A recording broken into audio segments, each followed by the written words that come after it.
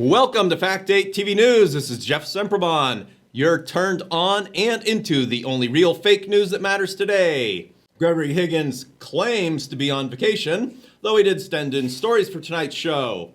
Today, I'll bring you stories on concerns about Bernie Sanders' health in his run for president, a possible option for Nancy Pelosi and Mitch McConnell to settle their differences, climate change deniers getting into a heated conflict, historian Ronald Crumps' version of the Armenian genocide. Later on in the show, I'll have an unusual interview with rapper Dee Jay Tee, who actually believes he is the president of the United States. Over to you, Mike. Hello, Fak'd TV viewers. Mike Cirre here with stories of how opioid manufacturers are suing overdose victims for giving them a bad reputation, how an impeachment is detrimental to comedy, how the metric system has been eroding American values, how algorithms are to blame for global warming, and how ark builders are suing God for excessive rain that damaged their God-anointed ark.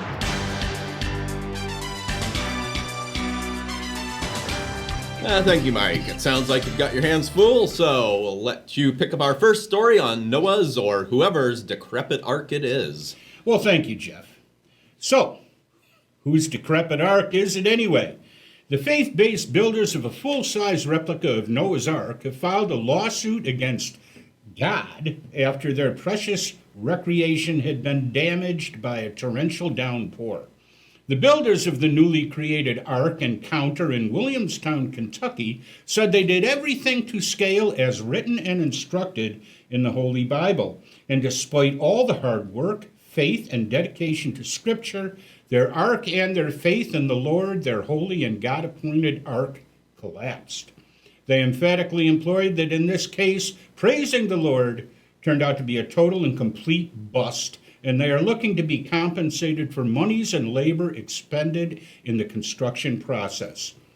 Their lawyers, Dewey, Screwham, and Howe, were delighted to accept the case and have it in fact started the process of suing the Lord for compensation and went straight to the wealthiest real estate holders in the world, the Pope and the Catholic Church. Dewey, Screwham, and Howe say they should have absolutely no problem shaking them down for the expended expenses plus emotional and faith loss distress. Should have gone to IKEA. Yeah. It'll be interesting to see whose side God actually turns out to be on in that case.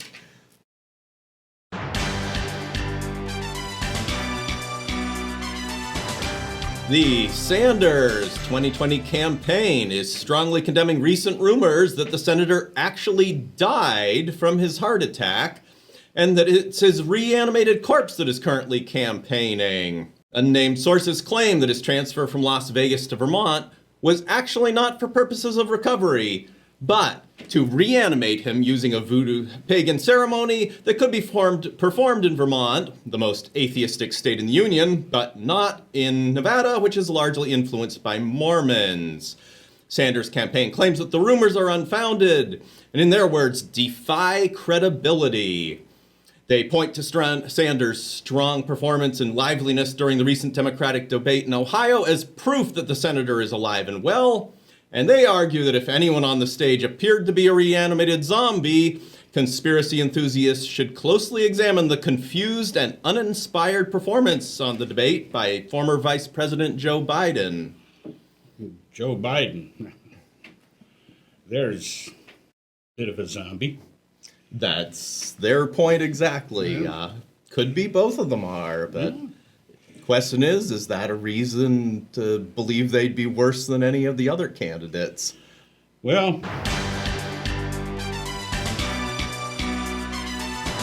speaking of the living dead, in a surprising new legal strategy, 3 major pharmaceutical companies are filing a class action lawsuit that names a class of people as the defendants, rather than as the plaintiffs. Purdue Pharma, Johnson & Johnson, and Cardinal Health are named as plaintiffs in a revolutionary lawsuit that claims damages in the form of lost profits due to misuse of their products by patients.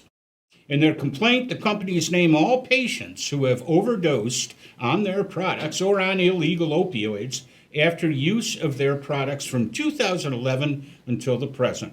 As a result of these people's irresponsible and negligent misuse of the products and the resulting epidemic of overdoses by these careless patients, these companies are suffering a dramatic drop in sales due to bad publicity and increased governmental and health insurer oversight, as well as lost continued sales when a patient dies. As the opioid misuse epidemic continues to make news, doctors are becoming more reluctant to prescribe as many pills, insurance companies are less willing to pay for them, and overdose deaths reduce the number of patients needing treatment for chronic pain. As the lawsuit asserts, all these factors are having an adverse effect on sales, and the pharmaceutical company profits have declined. Legal experts note that naming a class of people as defendants is an unprecedented legal strategy, but believe that the legal muscle of the pharmaceutical companies may be able to pull it off. We will keep you posted as this exciting new lawsuit develops.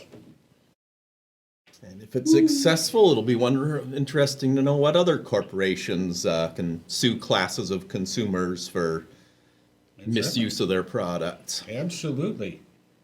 Could be a whole new future.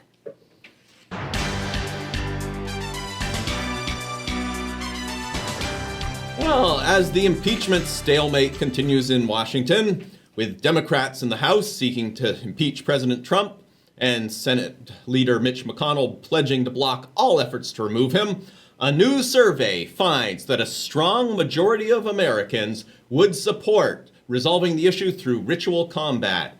78% of Americans in a recent survey supported deciding the president's fate through a televised gladiatorial battle between McConnell and House Speaker Nancy Pelosi.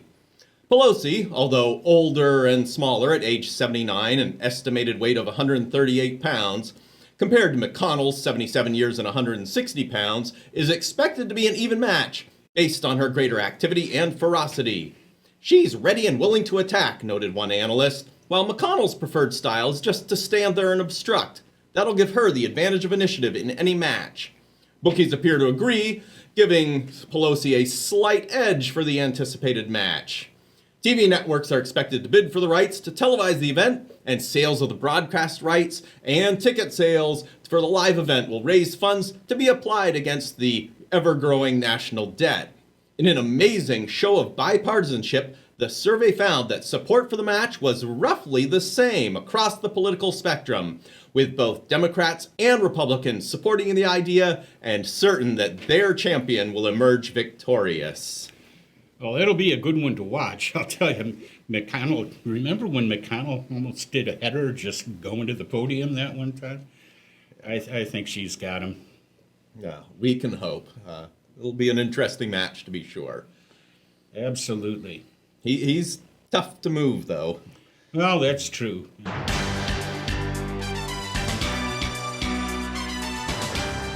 Well, I've seen the horror. The horror of the possibility of comedians worldwide losing their ability to use their number one best comedy subject in all of history. Isn't it totally amazing that right now the biggest joke that has ever existed just happens to be the President of the United States? The comedians of the world are being readily supplied with more comedic material than they can keep up with. They're being overwhelmed and overloaded with the presidential level of material. So what are comedians supposed to do if Trump gets impeached? Will comedy still survive without Trump? Will comedians be able to adapt to having to invent ridiculous actions and statements without having them provided daily in overabundant amounts? There's a tremendous amount of fear that is stretching around the comedy world right now, and that is a world that may no longer be supplied with Trump and his insanity. Comedians have been saying the relatively same side of the human race with daily comic relief. It is possible that if Trump is gone, the world won't need as much comedy as it does now. It's possible a relative amount of sanity may come back to the planet. It may come back, that is, until the reality of Trump's policies that have been put in place start affecting the human race worldwide. Now, then it won't be so funny anymore. At that time, comedy may be needed more than ever. Yes, it is possible that comedy can save the world. So go out there and support your local comedians today. Always good advice, regardless of changing political situations. Without a doubt.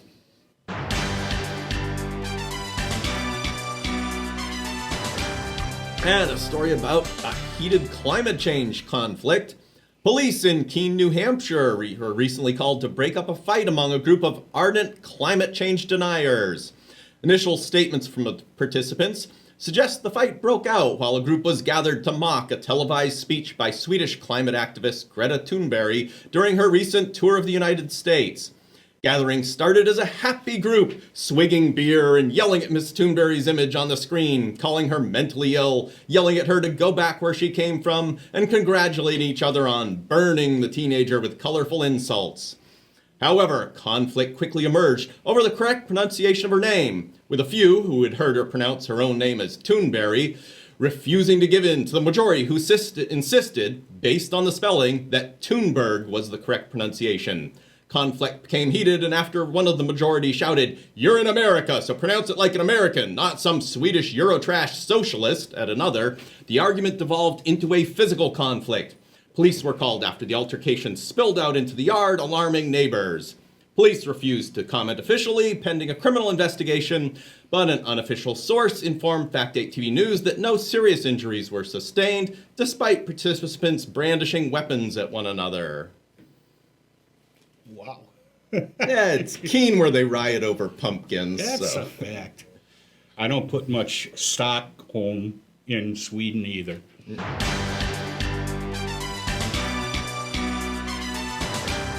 Algorithms. The truth comes out again and again and again and again and again. The planet has been totally thrown out of balance. Completely and totally thrown off balance and out of rhythm, and it's all due to algorithms. Nobody can keep track of what's really going on anymore because of these algorithms. Who invented algorithms and why?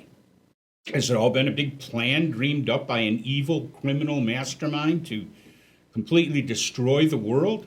Well, Fak'd TV News is here to tell you, yes, it is. Global warming all came about when this mysterious evil mastermind came up, discovered and started using algorithms to tinker with temperature and CO2 data. If we could only send algorithms back to the evil abyss where they came from, then maybe we can fix the planet and get it back in rhythm and on balance again and end global warming once and for all.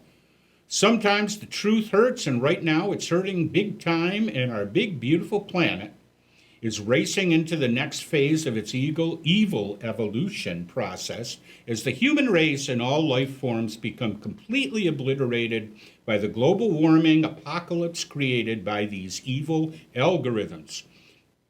So call up your congressman right now and tell them you won't have this. You want to see the end of you do not want to see the end of the human race. Call them and tell them you don't want to be thrown into the abyss. Tell them they must act and put an end to these evil algorithms right now. For the sake of yourselves, your friends, and your families, make that call to your congressman today. Sorry, I get a little hacked up about this issue. Based on the name, it sounds Arabic, like this could be some sort of Muslim terrorist plot. Well, or I'm wondering, I don't trust Al Gore, and it's kind of like Al Gore-isms. And he's one promoting global warming. That's a fact. It is a very suspicious correlation there.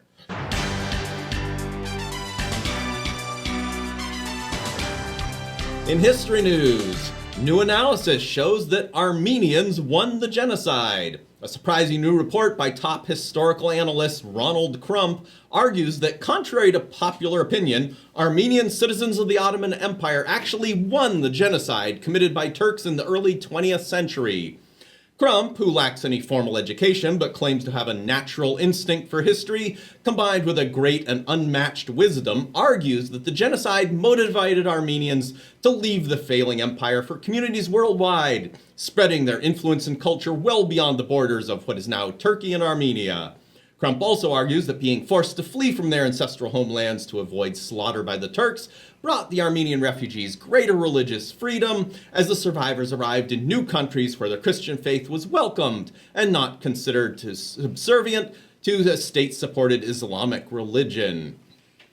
Despite criticism by historians whom Crump dismisses as entrenched elite special interests, and criticism from Turkey, which still refuses to acknowledge the slaughter, Crump expresses a hope that a better understanding of the history of how the genocide helped Armenians will provide a valuable perspective for interpreting current events in the region. Genocide. You know, there's never really a winner in that one.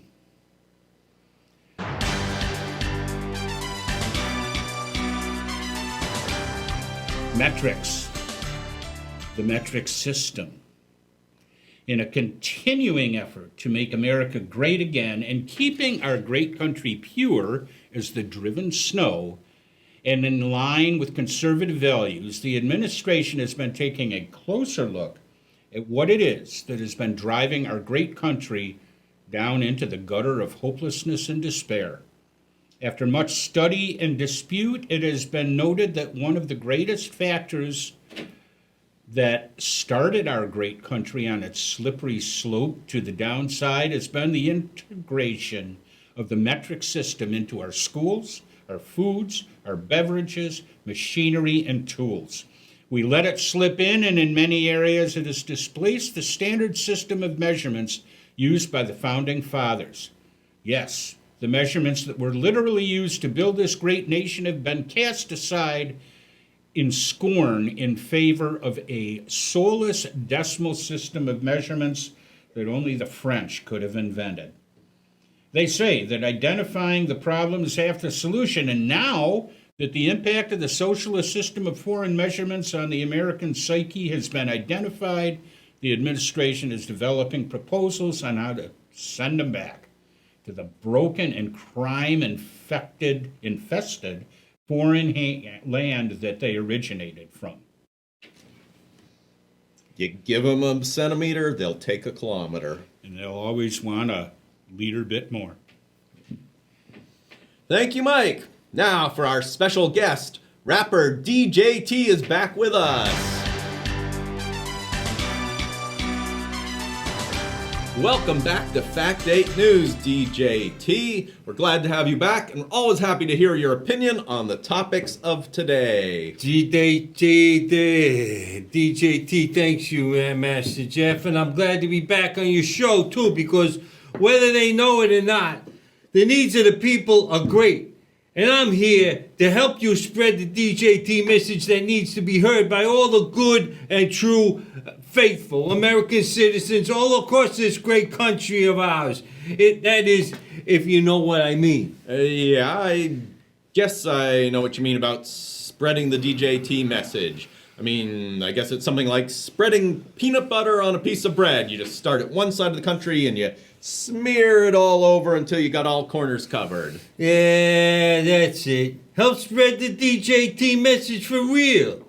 The Dee Jay Tee way. But what I'd say it's more like spreading napalm than peanut butter, because I'm on fire and I'm not just sticking to the roof of your mouth. I'm about sticking to and covering the whole damn country and relighting the American fire that's gone dim since Obama became president. This country is being reborn into an all-new level of greatness and greed and division, because we're dividing the devoted USA flag-loving real Americans from the flag-hating alien American politicians, because Americans place where you gotta love it or leave it, right? And if you don't like it, why the hell you come here in the first place, huh? Yeah, sure, I can understand that. Loving the flag and USA is a good thing. Yeah, it is a good thing. And they all needs to learn how to take care of themselves and stop coming to this country looking for handouts. The same ways I've been taking care of myself from my beginnings. Yeah, you're right. They need to learn how to take care of themselves the same way you have, Yeah. Mr. DJ Tee. Yeah, that's right. Because when I was a child, my father was handing me like over tons of cash in order for me to learn how to take care of myself and be responsible for myself. I mean, life was hard, you know? You know what I'm saying, Master Jeff? I think it sounds like you had a real tough time as a kid with all that responsibility and taking care of all that hardly earned cash. Aliens, minorities, and undernourished don't know how to handle money the way normal Americans do, and they end up wasting it on nonsense, spending it on booze, women, and movies. That's right. When I was a kid, I had huge responsibility. I mean, really huge responsibilities, right? Life was rough because watching big piles of dough is complicated. And if you don't know how to handle it right, it won't rise, if you know what I'm saying. Yeah, sure, dough won't rise. You're a really funny guy there, Mr. DJ Tee. Very funny. Why, thanks there, Mr. Jeff. I was always trying to do my best. That's why all the people loves me so much. That is, except for the haters, and that's okay, because they shouldn't be in this country anyway. Yeah, sure, I guess so. So there you go, guessing again. Guess on this. You need to learn how to be sure of yourself, like DJ Tee. DJ Tee thinks some people think that hatred and division is a bad thing. But that's wrong. That's all wrong, because hatred is actually good. It's actually good for the country and the economy. Who cares about taking care of the weak, the sick, the despondent? Not me. Big money, oil, coal, finance, pharmaceuticals, munitions, insurance, incarceration, tax, transportation, and pesticide chemical companies is what's important if you want to keep the economy strong and vivacious. You know what I mean, Dr. Jeff? After all, we all know that it's businesses that are holding this country together like glue, and not the little people. Yeah, vivacious. I guess I kind of understand what you're telling the public, Mr. DJ Tee. Yeah, vivacious. Like some hot, young, bouncing and dancing DJ Tee loving babes. Because all young, hot babes want a piece of DJ Tee, and sometimes, just sometimes, they's lucky enough to get a piece of me.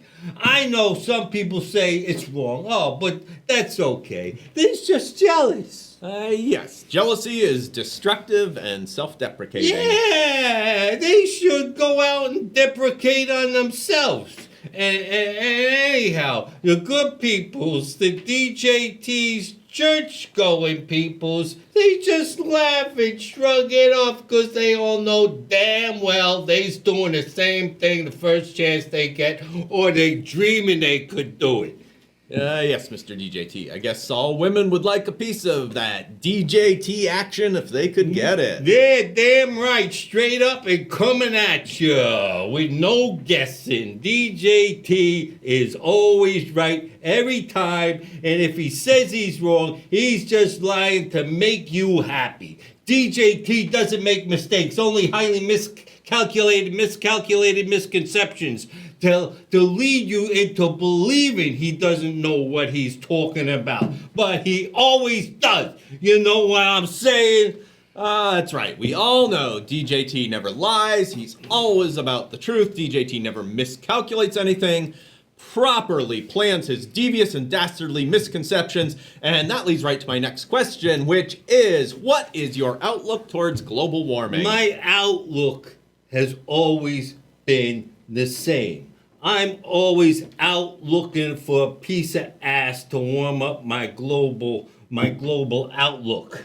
No, just joking again. Funny, right? Yeah, you're a real funny guy, Mr. DJ Tee. Yeah, and as for global warming, some people like it hot. I like warm weather. I don't like the cold. For me, Frio is no good. Oh, that's why I got me a place in Florida. Besides, it's possible you don't understand, but you see, what I want and all I care about and all anybody really needs or should care about is cold, hard cash and how to make more of it.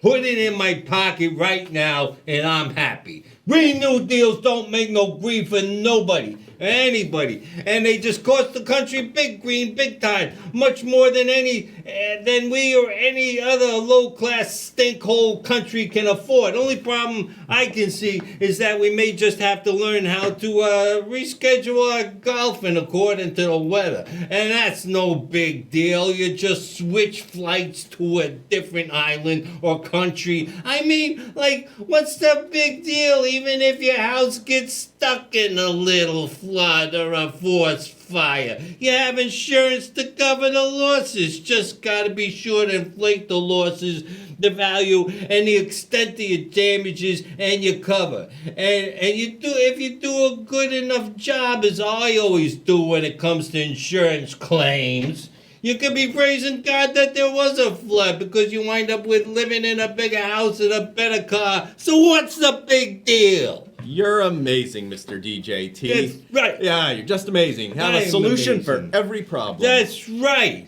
There is no problem for DJ Tee. Only solutions. After all, I am the solution. I'm into draining the biggest swamps and turning them into great big giant punch bowls and throwing parties at someone else's expense because you know I ain't paying for it. There you go again, Mr. DJ Tee.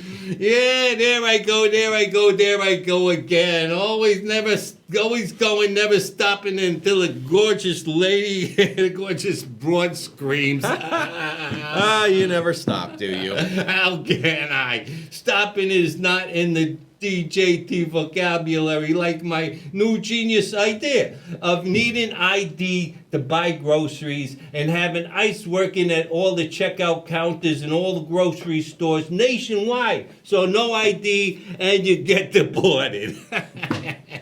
No, ID, get deported. Yeah. Wow, really are truly amazing. Who else in the world has a brain like yours? No brain exists on the planet like mine. I mean, no one that I know of. I'm the most super stable genius of all times. And when I say all times, I mean history. You know what history means, don't you, Master Jeff? Yes, Mr. DG. History, study of the past, particularly the human events. Yeah, particularly. I like that word, particularly. And even in human events, and particularly in a woman's fancy, if you know what I mean. Well, Mr. DJ Tee, I can only imagine what you mean. Yeah. I hope you got a good imagination, because I go way past imagination straight to leading my way into world domination. By having my very own self-appointed law enforcers incarcerating all opponents while my constituents cheer for their own insipid downhill sliding downfall. World domination is what I was heading for. It's what's in my head. And I'm at the point where I can see it as being very easily attainable, especially now that I'm such good friends with Al-Sood and Al-Sad and Erdogan and Rocket Man and my buddy Rootin' Tootin' Bootin'. Well, Mr. DJ Tee, don't you think that there are people in this country that would definitely disapprove of the tactics of incarcerating the opposition? Well, let me tell you what I've noticed, Jeff, and what other world leaders that I've talked to told me. The leaders of these other countries incarcerate political opponents and nosy journalists, or just make them magically disappear like Lucky Charms on a Sunday morning.